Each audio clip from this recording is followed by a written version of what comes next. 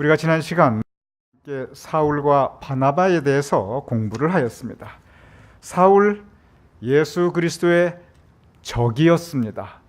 그런데 예수님께서 찾아와 만나 주십니다. 그래서 사울이 변화받습니다. 사울이 변화받고 이제 예수님의 증인으로서의 삶을 살아가려고 그러는데, 그런데 따돌림 받습니다. 오히려 공격받습니다. 누구도 가까이 하려 하지 않습니다. 그랬을 때 바나바가 이 사울을, 이 사도 바울을 보호해 줍니다. 살려줍니다. 그리고 길을 열어줍니다. 바나바 덕분에 사울이 잘못하면 죽을 목숨이었는데 그대로 두면은 아마 돌 맞아 죽든지 그냥 어떻게 정말 비명 횡사할 수도 있었는데, 그런데 살 수 있었고, 그리고 전도자 증인으로서의 삶을 살아갈 수 있었습니다. 그런데 이 사도 바울이 이제 전도자 증인으로서의 삶을 살아가는데 그 스스로를 뭐라고 얘기하냐면, 나는 이방인에 대한 전도자이다, 이방인에 대한 증인이다, 이 이야기를 해요. 즉 나는 이제 내 평생 이방인에 대한 전도를 하며 살겠다, 선교하며 살겠다, 그 말씀을 하게 됩니다. 그것이 여러분과 함께 나눈 지난 시간 사울과 바나바, 지난 시간에 우리가 함께 나눈 이 성경 말씀이었습니다. 그것이 9장이었는데 이 10장으로 넘어오면 갑자기 장면이 바뀝니다. 만약에 이것을 한 편의 영화로 만들었다면 막 이제 사도 바울이 중심이 돼서 드라마가 쫙 펼쳐지다가 갑자기 화면이 바뀌면서 이제 누구의 화면으로 바뀌냐면 이 사울, 즉 사도 바울은 이제 사라지고 갑자기 장면이 바뀌어 베드로가 등장합니다. 우리에게 너무나 익숙한 베드로가 등장하면서 이 10장 장면이 펼쳐집니다. 그런데 장면은 확 달라졌는데 주제는 똑같습니다. 9장의 주제가 뭐냐면 사울을 통해서 이방인들에게 복음이 전파되어지는 이방인에 대한 이 전도가 이 9장의 내용이었습니다. 10장의 주제도 이방인에 대한 전도, 즉 선교가 주제예요. 선교가 구체적으로 시작되는 것이 10장의 이 주제입니다. 그런데 등장인물이 바뀝니다. 사울에서 베드로로 바뀌는데, 그런데 주제는 똑같습니다. 오늘 여러분과 함께 그 부분에 대한 이 가르침, 말씀, 그리고 교훈을 함께 묵상하고자 합니다. 먼저 오늘 사도행전 10장 맨 1절, 첫 절 10장 1절부터 시작합니다. 가이사랴에 고넬료라 하는 사람이 있으니 이달리아 부대라 하는 군대의 백부장이라. 네, 감사합니다. 갑자기 화면이 바뀌었어요. 이제 아까는 뭐 다메섹 이렇게 나가더니 뭐 안디옥 이렇게 나가더니 이 구정만 해도 이제 가이사랴, 이 지금도 이스라엘에 이 가이사랴가 있지요. 지중해에 있는 대도시입니다. 그런데 이제 고넬료라고 하는 한 인물이 소개되고 있습니다. 근데 성경 1절에 아주 친절하게 소개하고 있어요. 고넬료가 누구인지. 이달리아, 즉 이태리입니다. 이태리 이 군대, 즉 로마 군대예요. 저 이탈리아가 지금 이탈리아하고 똑같아요. 그러니 로마 군대이고, 군대의 백부장은 이 성이 백시고 직책이 부장이 아니고, 우리 백문기 권사님께서 이 주차부장을 맡고 계셔 백문기 권사님께서 백부장이신데, 이 성이 이 성씨요 부장이 아니고 이 백자의 이 백백자입니다. 즉 100명의 부하를 거느린 이 장교, 그래서 백부장입니다. 100명의 부하를 거느린 장교. 그래서 지금으로 따지면 한 대대장 정도, 아니 어쩌면 한 연대장 정도, 그러한 직책입니다. 그런데 로마 군대 편제에서 제일 중요한 이 장교가 바로 이 백부장입니다. 성경에 여러 가지 다른 백부장들이 참 많이 나와요.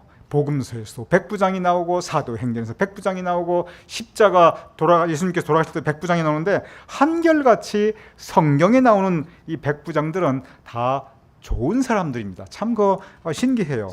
그래서 우리 이 백부장, 이제 고넬료가 그 백부장인데 참 여기에서도 좋은 그런 이제 그 배경으로 나중에 보게 되면 나오게 됩니다. 그래서 먼저 10장 1절에 아주 친절하게 로마 군대 백부장이었던 고넬료라는 사람이 잠깐 등장하고, 그리고 나서 이제 장면이 오늘의 주인공인 베드로로 바뀌게 됩니다. 베드로가 환상을 보게 됩니다. 여러분이 선교에 대해서, 그리고 이방인들이 전도함 받는 그 이 사도행전의 흐름에 대해서 오늘 이 베드로가 바라보게 되는 이 환상을 우리가 마음속에 잘 이해하는 것이 정말 중요합니다. 그래서 지금부터 베드로가 보게 되는 이 환상을 우리 함께 좀 깊이 묵상하도록 하겠습니다. 이 부분은 여러분들이 마음속에 잘 새기고, 그리고 또 한번 여러분께서 깊이 한번 생각해 볼 필요가 있어요. 왜냐하면 그때나 지금이나 이 환상을 바라보는 그 원리가 별로 달라지지 않았어요. 즉 환상의 내용은 다를지언정 그 원리가, 그 메시지가 별로 그때나 지금이나 달라지지 않았습니다. 함께 보도록 하겠습니다. 10장 11절에서 12절입니다. 부탁합니다. 하늘이 열리며 한 그릇이 내려오는 것을 보니 큰 보자기 같고 네 귀를 메어 땅에 들이웠더라. 그 안에는 땅에 있는 각종 네 발 가진 짐승과 기는 것과 공중에 나는 것들이 있더라. 네, 감사합니다. 우리 정유경 예배위원장님께서 그다음에 오늘 지금 출타 중에 계십니다. 그래서 우리 또 신미실 권사님 함께 이 성경 본문 읽어주셔서 감사드립니다. 그런데 여기 보면은 베드로가 보는 환상입니다. 하늘에서 한 그릇이 내려오는데 이 네 귀퉁이를 이렇게 메어서 하늘로부터 내려옵니다. 그런데 그 안에 베드로가 보니 뭐가 있냐면 구체적으로 땅에 있는 각종 네 발 가진 짐승과 기는 것과 그리고 공중에 나는 것들이 있더라, 이렇게 기록되어 있습니다. 자, 여기에서 일단 여기까지만 보도록 하겠습니다. 하늘에서 그릇이, 보자기 같은 것이 내려오는데 그 안에 네 발 가진 짐승과 기는 것과 공중에 나는 것들, 이러한 들짐승과 날짐승과 그리고 기어다니는 짐승들이 있습니다. 계속 이어서 저 환상과 더불어 하늘에서 소리가 들려옵니다. 10장 13절에서 14절입니다. 이 부분 굉장히 중요한 부분입니다. 또 소리가 있으되 베드로야 일어나 잡아먹으라 하거늘 베드로가 이르되 주여 그럴 수 없나이다. 속되고 깨끗하지 아니한 것을 내가 결코 먹지 아니하였나이다 한데. 네, 감사합니다. 그 소리는 하나님의 음성이었습니다. 그래서 베드로가 주여, 그래서 주여라는 그 말을 하게 됩니다. 그런데 하나님의 음성이 뭐라고 베드로에게 명령을 하시냐면 일어나 잡아먹으라.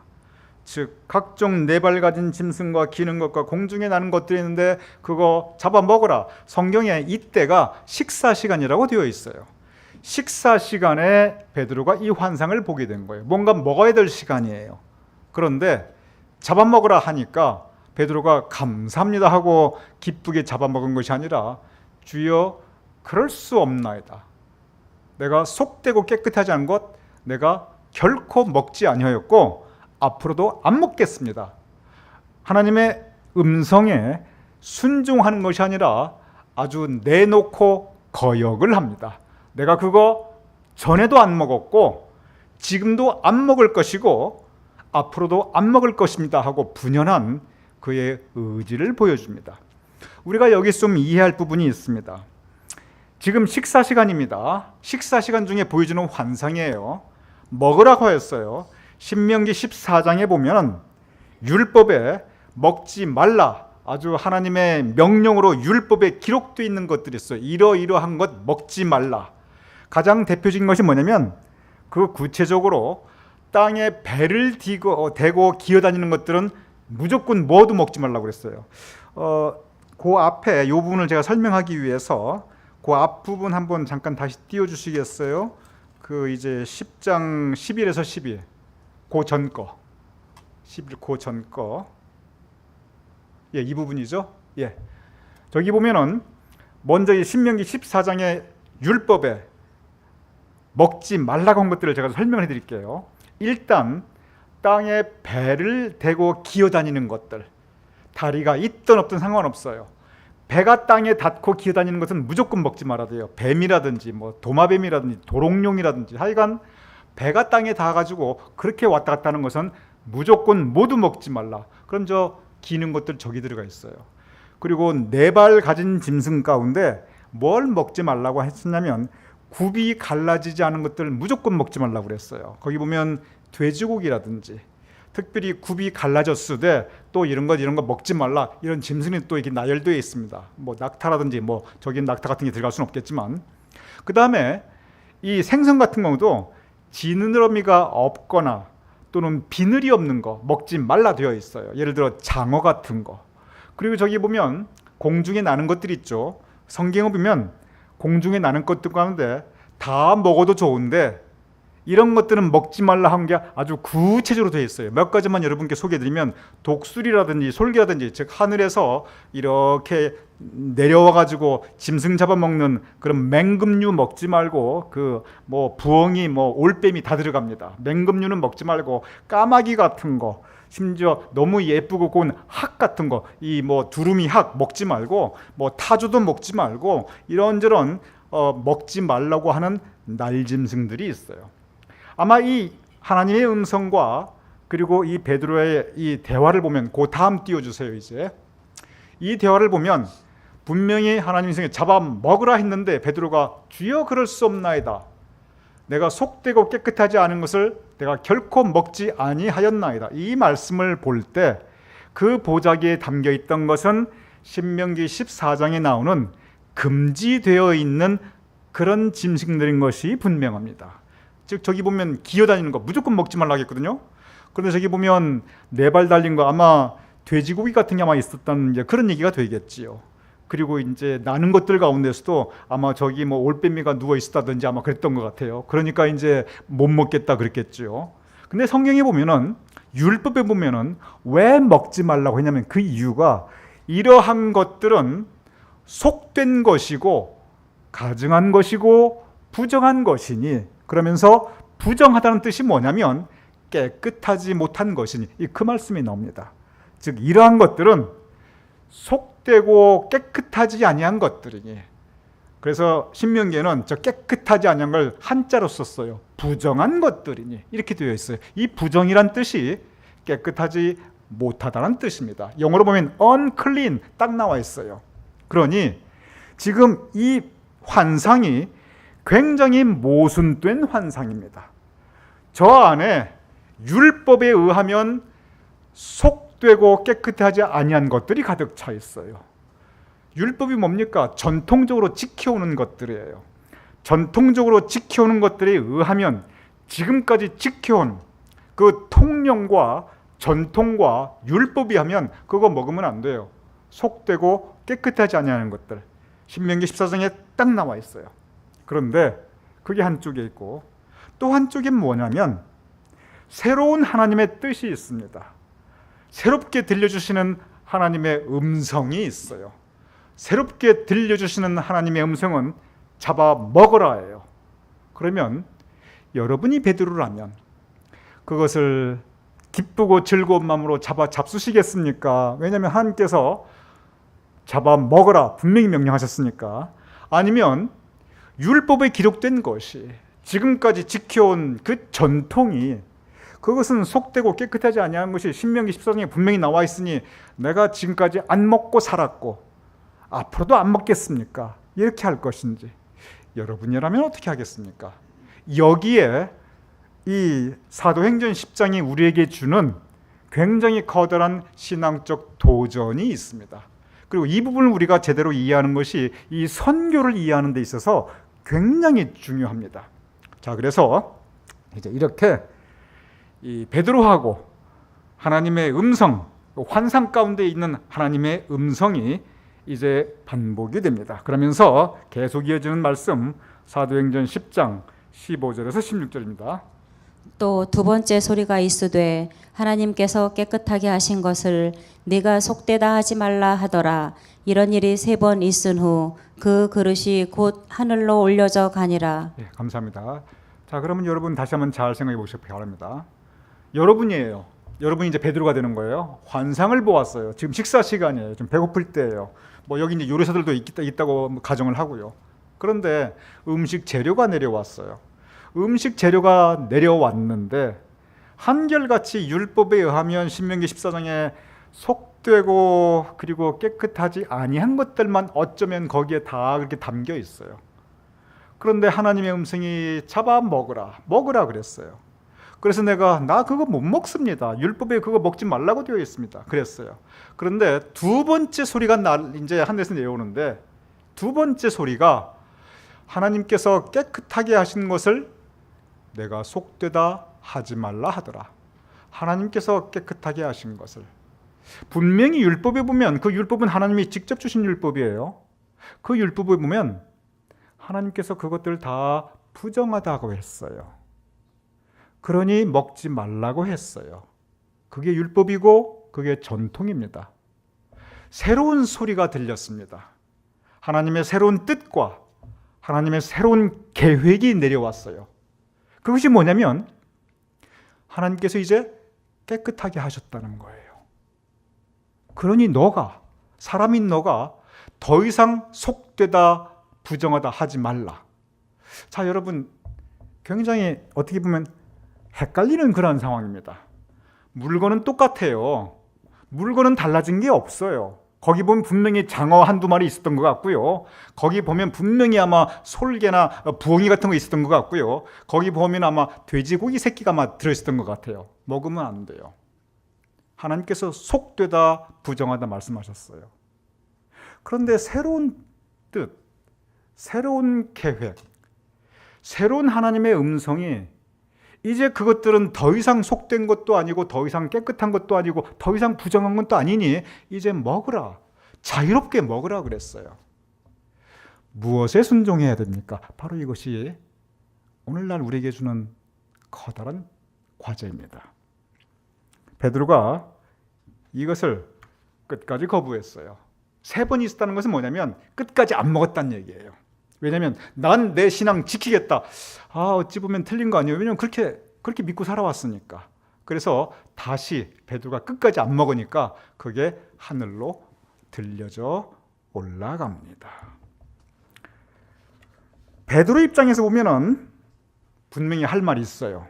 왜냐? 율법을 보십시오. 율법에 있습니다. 전통을 보십시오. 지금까지 그렇게 우리가 그 믿음 지켜왔습니다. 분명히 하나님께서 예전에 속되다 부정했습니다. 베드로 입장에서 보면은 충분히 할 말 있어요. 그러니 3번이나 거절했죠. 3번 이런 일이 있었다. 그건 뭐냐면 3번을 베드로가 난 못 먹겠다 그 얘기했다는 얘기예요. 그리고 처음엔 하늘의 음성이 먹으라 그랬다가 2번째는 하나님이 깨끗게 하셨는데 너가 속되게 하지 말라. 그리고 한 번 더 말씀하셨다는 얘기예요. 이제는 더 이상 속된 것도 아니고 부정한 것도 아닌데 너 그렇게 거절하고 거부하지 말라. 먹어라. 근데 못 먹겠습니다. 그리고 이제 올라간 거예요. 베드로가 이게 무슨 환상인가 생각해 봅니다. 여러분 같으면 그거 고민 안 해보시겠습니까? 베드로가 고민하는 모습 보도록 하겠습니다. 사도행전 10장 19절에서 20절입니다. 베드로가 그 환상에 대해서 생각할 때에 성령께서 그에게 말씀하시되 2 사람이 너를 찾으니 일어나 내려가 의심하지 말고 함께 가라. 내가 그들을 보내었느니라. 감사합니다. 베드로가 아직까지 이게 무슨 일인가 답이 아직까지 없었어요. 베드로도 헷갈리고 있어요. 지금 베드로가 그 환상에 대해서 생각할 때 나는 못 먹겠습니다. 끝까지 거역했어요. 그러니까 다시 올라갔지요. 물론 환상이었긴 한데, 근데 여전히 그 환상 생각할 때 성령께서 그에게 말씀하시되 다시 음성을 주시는데 사람들이 너를 찾으니 그곳에 가라.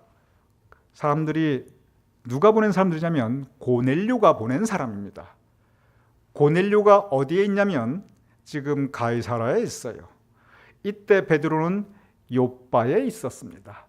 그래서 성령께서 너 그곳으로 가라. 그곳이 어디냐면 로마 군대가 주둔해 있는 곳이에요. 그곳이 어디냐면 백부장이 있는 곳이에요. 고넬료가 있는 곳이에요. 좀 더 근본적으로 그것이 어디냐 하면 이방인들이 있는 곳입니다. 이방인도 그냥 이방인이 아니라 여기 이탈리아 군대라고 되어 있죠. 그 당시에 이스라엘, 이탈리아 군대가 점령했어요. 로마 제국이 점령했어요. 이방인 중에서도 이 로마인들은 원수 중에 아주 원수입니다.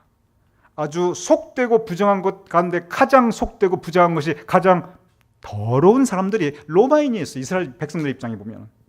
그런데 성경 말씀이 그들에게 가라 그겁니다. 저기 가라. 이 가라가 원래 이 선교라는 말이 영어로 미션인데 이 미션의 어원이 라틴어 미쇼에서 왔는데 이 미쇼라는 원래 뜻은 가라. 근데 가는데 어디로 가냐면 바운더리 경계를 넘어서서 가라. 그 뜻입니다. 다시 말씀드립니다. 선교라는 것의 원래 뜻은 이게 우리나라는 이게 번역할 때 베풀선자, 가르칠 교자에서 베풀며 가르치고 이렇게 좀 좋게 번역이 되어 있는데 그런데 원래 그 성서적인 그리고 어원의 뜻은 그 미쇼, 즉 미션 영어의 라틴어 미쇼의 그 원래 뜻은 가되 어디로 가냐면 내 바운더리를 넘어서 내 시큐리티 존을 넘어서 내 컴포트 존을 넘어서 이방인들이 있는 곳에 위험한 곳에 내가 잘 모르는 곳에 무엇보다도 속되고 부정한 곳에 남들은 더럽다고 하고 남들은 깨끗하지 못하다고 하는 그곳에 가라. 이것이 선교의 원래 뜻입니다. 그래서 선교의 원래 뜻이 이방인들을 대상으로 하고 있는 거예요. 이방인들 누굽니까? 속되고 깨끗하지 못한 사람들이에요. 은혜 바깥에 있는 사람들입니다. 그래서 성령께서 즉 하나님의 영께서 베드로에게 결론적으로 주시는 말씀이 의심하지 말고 가라. 즉 미쇼 선교로의 사명을 보내주십니다. 그래서 베드로가 이 말씀에 순종해서 이제 가게 됩니다.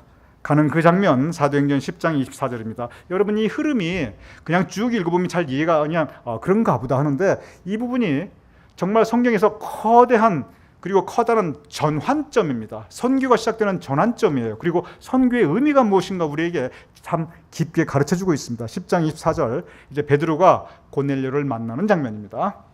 이튿날 가이사랴에 들어가니 고넬료가 그의 친척과 가까운 친구들을 모아 기다리더니 네, 감사합니다. 이제 갔습니다.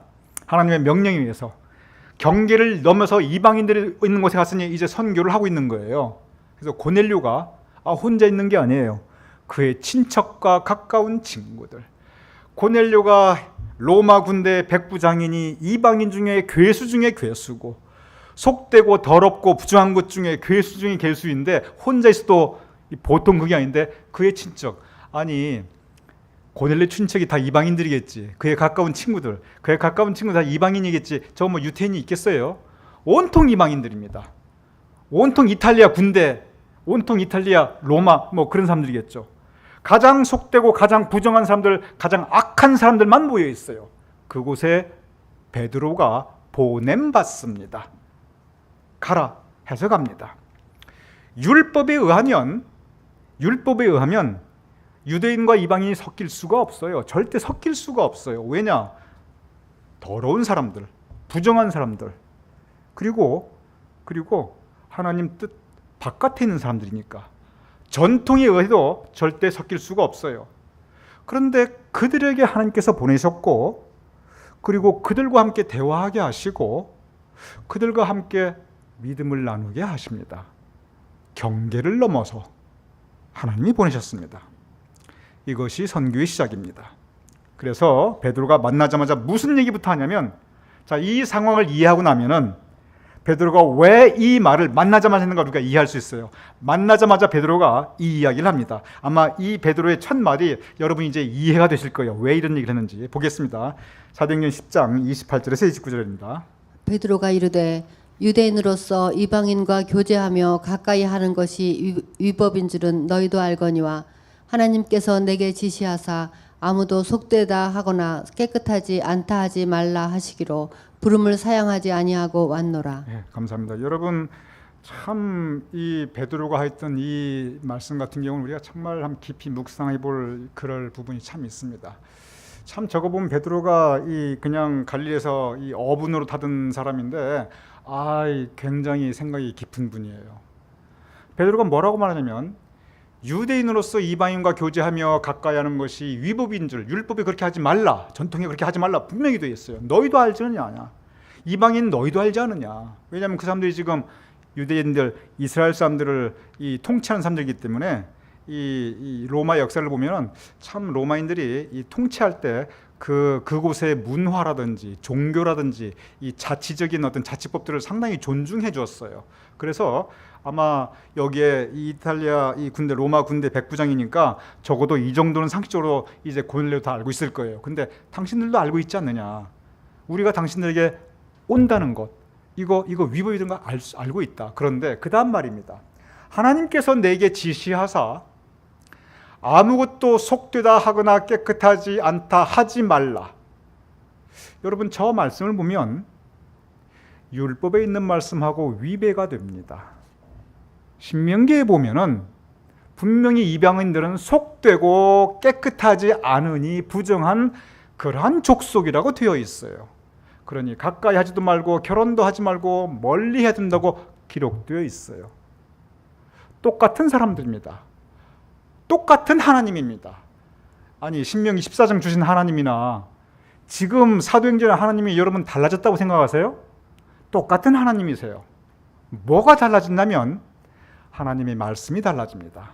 하나님의 뜻이 달라집니다. 똑같은 이방인에 대해서 하나님께서 나에게 지시하사 아무것도 속되고 하거나 이제는 더 이상 아무도 속되다 하지 말고 아무도 깨끗하지 않다 즉 부정하다 하지 말라. 하나님의 뜻과 하나님의 계획이 바꾸어졌습니다. 여러분 우리가 이 부분에 대한 이해가 필요합니다. 하나님의 뜻이 바뀌어지기도 합니다. 상황에 따라 하나님의 말씀도 재해석되게 됩니다. 성경이 그리고 선교가 그것을 우리에게 분명히 가르치고 있어요. 그래서 하나님 다시 한번 띄워주시겠어요? 이 말씀을 베드로가 만나자마자 베드로가 이르되 자 입을 열었어요. 첫 얘기예요. 첫 얘기가 우리 알지 않느냐. 그런데 하나님께서 내게 지시하사 새롭게 지시하셨는데 속되다 하지 말라 깨끗하지 않다 하지 말라. 그 다음 말씀에 그래서 그 부름 이 부름이 뭐냐면 증인으로서의 선교의 사명이에요. 이 부름을 사양하지 아니하고 왔노라. 저 마지막 단어도 굉장히 중요합니다. 사양하지 아니하고 왔노라. 아까 첫 번째 하나님의 부름이 있었어요. 너 잡아먹어라. 그걸 3번이나 했어요. 3번이나 잡아먹으라 했을 때 베드로가 잡아먹었습니까? 안 먹었습니까? 안 먹었어요. 그때는 베드로가 무엇에 대해서 더 이 관심을 가지고 무엇을 지켰냐면 자기 생각, 자기 뜻을 지켰어요. 왜냐하면 베드로의 생각에 율법에 기록되어 있다, 전통에 그렇게 되어 있다, 그것에 더 집착했습니다. 그런데 지금은 이제는 베드로도 바뀌었어요. 무엇으로 베드로가 바뀌냐면 새로운 부름, 하나님의 새로운 부름, 새로운 뜻에 사양하지 아니하고 즉 거역하지 아니하고 순종합니다. 하나님의 새로운 뜻이 있을 때, 하나님의 새로운 계획이 있을 때 우리는 순종해야 합니다. 그런데 때로 이거 쉽지가 않아요. 왜 쉽지 않으면 내가 그동안 믿어오던 게 있으니까. 내가 그동안 지켜오던 게 있으니까. 아까 베드로처럼 할 말 얼마든지 많이 있어요. 내가 그거 믿고 살았습니다. 그거 붙잡고 살아왔습니다. 맞아요. 성경에 이렇게 기록되어 있어요. 문제는 뭐냐면 하나님의 새로운 뜻이 있다는 겁니다. 새로운 명령이 있다는 겁니다. 새로운 계획이 있다는 것입니다. 하나님의 새로운 뜻과 새로운 계획은 무엇이냐면 구원에 대한 계획이었습니다. 구원이 이제는 모든 사람에게 예루살렘과 유대만 있는 것이 아니라 이제 사마리아에도 땅끝까지도 복음이 이르게 하는 하나님의 새로운 뜻, 하나님의 새로운 계획이 선포되었어요. 하나님의 새로운 뜻과 하나님의 새로운 계획이 선포되었는데 많은 사람들이 내 뜻, 내 주장에 더 충실합니다. 내가 지금까지 이렇게 믿고 살아왔는데, 내가 지금까지 이것 붙잡고 살아왔는데 내려놓기 쉽지 않아요. 베드로도 못 내려놨어요. 그런데 내려놓아야 합니다. 왜냐하면 그것에 하나님의 새로운 구원의 뜻이 있다면, 변화와 그리고 새로운 하나님의 뜻의 계획이 있다면 우리는 쉽지 않지만 하나님께 순종해야 됩니다. 그래서 베드로가 계속 그의 말씀을 이어갑니다. 사도행전 10장 34절에서 35절입니다. 베드로가 입을 열어 말하되 내가 참으로 하나님은 사람의 외모를 보지 아니하시고 각 나라 중 하나님을 경외하며 의를 행하는 사람은 다 받으시는 줄 깨달았도다. 네, 감사합니다. 여기 보면은 하나님은 사람의 외모를 보지 아니하신다. 이 말씀은 뭐 구약에도 여러 번 나오고 실제 또 저 말씀이 그대로 적용됩니다. 아마 외모로 하나님께서 사람을 보았다면 아마 사울은 뭐 정말 저 외모가 아주 출중했지요. 하지만 다윗도 그리고 다른 많은 사람들도 심지어 바울도 바울이 참 못생긴 사람이었어요. 뭐 키도 작았다고 그러고요. 그런데 외모를 보지 아니하시고 하나님께서 마음 중심을 보십니다. 그런데 뭐라고 되어 있냐면 여기서 외모라는 것은 꼭 생김새만 의미하지 않아요. 여기서 외모라는 것은 많은 의미가 있습니다. 그 사람의 출신 배경, 고넬료의 출신 배경이 이방인입니다. 고넬료가 지금 하고 있는 일, 고넬료가 하고 있는 일이 뭐냐면 로마 군대 백부장이에요. 이스라엘 백성 입장에서 보면 적군의 대장이에요. 그리고 여기서 외모는 출신 배경이라든지 그 사람이 지금 하고 있는 일이라든지 또는 그 사람의 여러 가지 면을 우리가 생각해 볼 수가 있어요. 객관적인 면 우리가 생각해 볼 수가 있습니다. 그런데 하나님께서는 그러한 것보다 하나님을 경외하며 의를 행하는 사람은 다, 여기서 이 다라는 말이 참 중요합니다. 모두 다 받으신다. 그 사람의 외모가 어떠하든지 그 사람의 출신이 어떠하든지 그 사람이 지금 무엇을 하는 사람이든지 모두 다 그 마음 중심에 하나님을 경외하며 그의 삶 가운데 의를 행한다면 하나님께서 다 기뻐 받으신다. 이 베드로가 전에는 그렇게 말하지 않았어요. 베드로가 전에는 이 복음은 유대인의 것만이라고 생각했던 사람이었습니다. 그런데 베드로가 하나님의 새로운 뜻, 그 구원의 새로운 뜻에 순종하게 됩니다. 계속 이어집니다. 10장 44절에서 45절입니다. 베드로가 이 말을 할 때에 성령이 말씀 듣는 모든 사람에게 내려오시니 베드로와 함께 온 할례 받은 신자들이 이방인들에게도 성령 부어 주심으로 말미암아 놀라니. 네, 감사합니다. 바로 그때 성령께서 강림하십니다. 그리고 모두 새롭게 은혜 받게 됩니다. 말씀을 듣는 모든 사람들에게 내려오시니. 근데 저기서 대부분의 사람들은 이방인들이에요. 이방인에게 성령이 임하셨다, 상상할 수가 없는 일이었습니다. 오늘 이 사도행전 10장에 보면은 상상할 수 없는 많은 일들이 벌어지고 있습니다. 이방인들에게 성령이, 저런 사람에게 하나님의 은혜가, 천벌받아 마땅하고 지금 당장 벼락마저도 시원찮는데 하나님의 은혜가 가득히 지금 그런 일이 생겨나고 있는 것입니다. 이것이 바로 선교의 시작입니다. 9장에서는 사도 바울을 통해서 선교가 시작되는 것을 보여주고 있어요. 그리고 10장에서는 베드로를 통해서 또한 선교가 시작되는 것을 보여주고 있습니다. 둘 다 공통적인 것은 뭐냐면 선교가 이방인들을 향해서 퍼져나가고 있습니다. 하나님의 뜻이 바뀌니까 하나님의 말씀도 바뀌어지게 되는 것입니다. 우리가 구약에 있는 많은 가르침에서 자유로운 것이 바로 이것입니다. 만약에 우리가 구약에 있는 그 가르침대로 그대로 한다면요, 우리 지금도 절대로 젖밥 드시면 안 되고요, 장어덮밥 드시면 안 돼요. 절대로 여러분 오징어 드시면 안 됩니다. 그리고 순대국밥 절대 드시면 안 돼요. 그거 율법에 어긋나요, 여러분. 왜냐하면 순대 먹지만 피가 있어서 그거 안 돼요, 여러분. 근데 우리가 많은 구약의 그런 말씀에 자유로운 것이 뭐냐면 하나님의 새로운 뜻, 바로 이 신약, 하나님의 예수 그리스도를 통한 새로운 구원의 계획 때문에 우리가 많은 구약으로부터 자유로운 것입니다. 우리가 그것에 대한 이해도 분명히 해야 돼요. 우리가 구약은 낡았으니까 그냥 구식이니까 그거 아니에요. 하나님의 구원을 향한 새로운 뜻과 계획이 선포되었기 때문에, 그래서 우리가 하나님의 메시지, 하나님의 뜻, 하나님의 말씀, 하나님의 가르침 자체가 변화되고 그리고 재해석이 되는 겁니다. 만약에 우리가 구약 그대로 내면 여러분과 저 있잖아요. 금요일 밤에 모여서 우리 예배 드려야 돼요. 아니면 최소한 토요일 아침에 예배 드려야 돼요. 안식일이라는 게 주일 아침이 절대 아니에요. 안식일이라는 건 금요일 해질 때부터 토요일 해질 때부터예요. 근데 우리 주일 아침이잖아요. 왜 주일 아침이냐? 예수님께서 주일 아침에 부활하셨거든요. 주일 아침에 우리가 부활하신 예수님을 맞이하며 그 우리 가운데 허락해 주신 부활과 영생의 소망을 가지고 하나님께 찬양 올려드리는 것, 예배드리는 것, 그래서 우리가 주일 아침이에요. 우리가 구약을 이렇게 막 버린 거 절대 아니에요. 구원, 예수 그리스도의 부활을 통해서 구원이 이루어졌기 때문에, 그 구원이 하나님의 뜻이기 때문에, 그래서 우리가 주일 아침에 그 부활 아침에 우리가 예배드리는 것입니다. 사도행전이 28장까지 있어요. 28장의 맨 마지막 부분을 보도록 하겠습니다. 28장 28절입니다. 뭐라 기록되어 있는지. 그런즉 하나님의 이 구원이 이방인에게로 보내어진 줄 알라. 그들은 그것을 들으리라 하더라. 예, 감사합니다. 우리가 이 부분 다 같이 한번 읽어보겠습니다. 시작. 그런즉 하나님의 이 구원이 이방인에게로 보내어진 줄 알라. 그들은 그것을 들으리라 하더라. 여기에서 우리가 가지게 되는 참 커다란 도전이 있습니다. 그리고 영적 분별의 과제가 있습니다. 이게 2000년 전이거든요. 그때 이방인들은 유대인들 입장에서 보면 사람 대접을 해줄 수가 없는 사람들이었어요. 지옥 갈 사람들이었어요.